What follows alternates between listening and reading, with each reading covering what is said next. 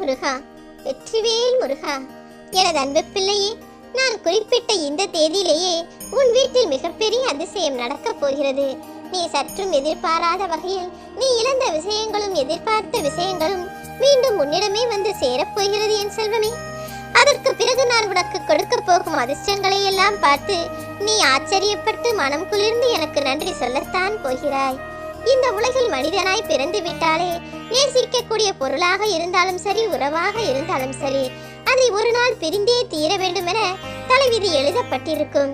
இந்த நீதிக்கு யாருமே விதிவிலக்கு கிடையாது.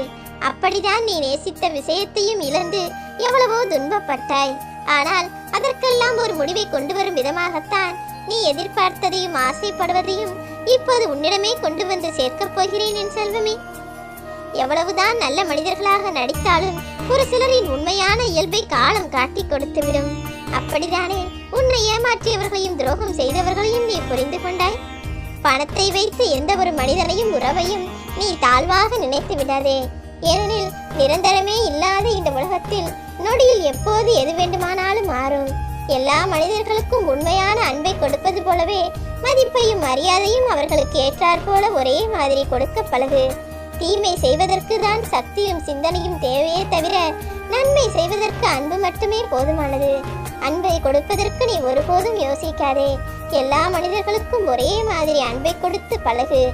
உன்னை அவமரியாதை செய்யும் மனிதர்களிடம் போய் நீ காத்திருந்து எதையும் பெற வேண்டாம் என் செல்வமே.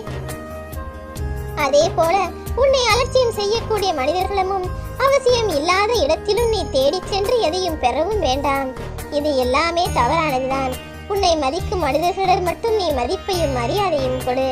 வாழ்க்கையில் எவ்வளவு பட்டாலும் நல்லவர்களுக்கு நடிக்க வராது என்பது போலதான் நீ எப்போதும் இயல்பான நல்ல குணத்தோடு இருக்கிறாய். எத்தனையோ பேர் உன்னை ஏமாற்றிய போதும் கூட எல்லோரிடமும் ஒரே மாதிரி பேசி பழகிக்கொண்டு இருக்கிறாய். இருந்தாலும் உன்னை சுற்றி இருக்கக்கூடிய உறவுகள் அப்படி இல்லை அல்லவா?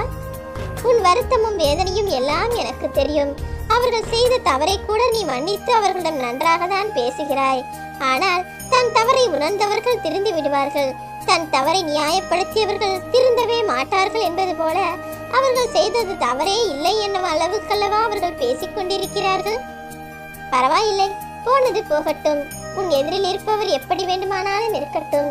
நீ உன் எண்ணத்திற்கேற்றாற் போல உன் வாழ்க்கையை சிறப்பாய் வாழற்பார். உன்னை அனுசரித்து போகக்கூடிய மனிதர்கள் கிடைப்பதெல்லாம் இந்த கலியுக காலத்தில் அற்புதமான வரம். எக்காலத்திலும் அதை மட்டும் தவற விட்டு விடாதே. உன்னை அனுசரித்து போகுபவர்களும் விட்டு கொடுத்து போகுபவர்களும் யாராக இருந்தாலும் சரி, அவர்களுக்கு உரிய மரியாதையை கொடு என் செல்வமே. கூடிய விரைவில் உன் வாழ்வில் எல்லாம் நல்லதாக நடப்பதற்கு உனக்கு தேவையான உதவிகளை உன் அப்பன் முருகன் நான் செய்வேன். நீ எப்போதெல்லாம் அதிகமாக அவமானம் அடைகிறாயோ, எப்போதெல்லாம் எல்லாரும் உன்னை ஏமாற்றுகிறார்களோ, அந்த நிமிடங்கள் தான் உன்னை உருவாக்குகிறது என்பதை உணர்ந்துகள். நிச்சயமாக அவமானப்பட்ட நீ, ஏமாற்றப்பட்ட நீ அதிலிருந்து மீண்டு வருவதற்கான வழிகளை நான் உனக்கு காட்டுவேன். அவர்கள் கண் முன்னாலேயே நீ நிச்சயமாக வாழ்க்கையில் வெற்றியை பெறுவாய் என் செல்வமே. உன்னை ஒருபோதும் நான் தோற்க விடமாட்டேன்.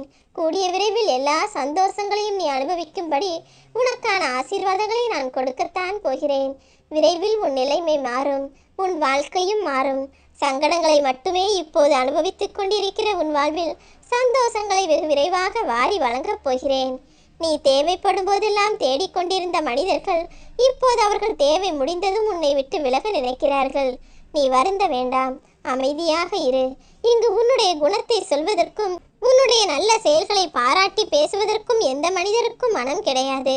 ஆனால் உன்னை பற்றி குறை சொல்ல வேண்டும் என்றால் மட்டும் ஒரு கூட்டமே வந்துவிடுகிறது தானே. எதை செய்தாலும் சிந்தித்து செயலாற்று. இன்று இருக்கும் நிலைமையை பார்த்து நாளையும் இதுதான் உனக்கு நடக்கும் என தவறாக நினைத்து விடாதே.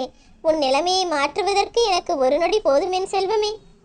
இப்போது கஷ்டத்தில் இருக்கக்கூடிய உன் வாழ்வில் இனி எல்லாமே உன் இஷ்டப்படி நடக்க வேண்டும் என்பதற்காக தான் உனக்கான அதிர்ஷ்டத்தை நான் கொடுக்க வந்துள்ளேன். தனிமையில் இருப்பவர்களையும் தனியாய் கஷ்டப்பட்டு தவிப்பவர்களையும் ஒருபோதும் நீ அலட்சியம் செய்யாதே. ஏனெனில் தனித்திருப்பவர்களுக்கு எப்போதும் நான் சொந்த பாதுகாவலில் பாதுகாத்து நிற்பேன். மனிதர்கள் கைவிட்டால் படைத்தவன் தானே துணை நிற்க வேண்டும். அப்படிதான் தனியாய் நிற்கதியாய் நிற்கும் பிள்ளைகளுக்கெல்லாம் நான் உதவி செய்து கொண்டிருக்கிறேன். அந்த வகையில் உனக்கான உதவியையும் செய்வதற்காக தான் உன் வீடு தேடி வரப்போகிறேன். நான் குறிப்பிட்ட இந்த தேதியில் நிச்சயமாக உன் வீட்டில் ஒரு அதிசயமும் அதிர்ஷ்டமும் நிகழத்தான் போகிறது. சற்றும் எதிர்பாராத வகையில் நீ பேரின்ப சந்தோஷத்தை அடையத்தான் போகிறாய். எக்காரணம் கொண்டும் யாரிடமும் உன்னை நிரூபிப்பதற்காக நீ மண்டியிட்டு போகாதே. தலை நிமிர்ந்து சொல், என்னைப் போல நேசிக்கும் ஒருவர் இனி உங்கள் வாழ்க்கையில் வரவே மாட்டார்.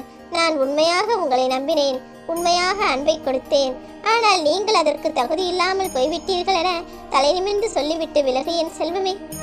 அவர்களுக்கு உன் அருமை பெருமையை உணர்த்த வேண்டியது உன் அப்பன் முருகன் என்னுடைய பொறுப்பு. உன் மனதில் உள்ள காயங்களுக்கெல்லாம் மருந்தாக இப்போது நீ கண்ணீர் விட்டு கொண்டிருக்கிறாய். சில காயங்களுக்கு பிரிவும் மருந்தாகத்தான் இருக்கும். இப்போது இந்த பிரிவையோ வருத்தத்தையோ நினைத்து நீ கவலைப்பட வேண்டாம். எல்லா காயங்களுக்கும் சிறந்த மருந்தாக எப்போதும் அமைதி இருக்கும். மனதிற்குள் அமைதியை வைத்துக்கொண்டு உன் அப்பன் முருகன் என்னை வழிபட்டு கொண்டே இரு. கூடிய விரைவில் எல்லாவற்றையும் சரி செய்து உன்னை சந்தோஷமாய் நான் வாழ வைப்பேன் என் செல்வமே. உன்னை யாரும் மதிக்கவில்லை என நினைப்பது முட்டாள்தனமாக இருக்கும். ஏனெனில் உன் மதிப்பு அவர்களுக்கு தெரியவில்லை என்பதுதானே உண்மை. மதிப்பும் மரியாதையும் உனக்குள் நிறைய இருக்கிறது. ஆனால் மற்றவர்கள் உன்னை புரிந்து கொள்ளவில்லை என்பதற்காக நீ ஏன் வருந்த வேண்டும்? நீ எதை நினைத்தும் கவலை கொள்ளாதே. நடந்ததை நினைத்து கவலைப்பட்டு கொண்டே இருந்தால் உன்னுடைய இந்த நிகழ்காலம் வீணாக போய்விடும். எதிர்காலமும் கேள்விக்குறியாக மாறிவிடும் அல்லவா? இந்த நிகழ்காலத்தில் நீ செய்யக்கூடிய செயல்கள் மூலமாக தானே உன் எதிர்காலம் அழகானதாக மாறும். நடந்ததையெல்லாம் அனுபவமாக எடுத்துக்கொண்டு வருங்காலத்தை சிறப்பாக மாற்றுவதற்கான முயற்சிகளையும் வேலைகளையும் கடமைகளையும் பொறுப்புகளையும் செய்து கொண்டே இரு. இப்போது இந்த கலியுக காலத்தில் இருக்கக்கூடிய சுயநலவாதிகளுக்கு இரக்க மனம் கூட இல்லாமல் இரும்பாய் சுற்றி கொண்டிருக்கிறார்கள்.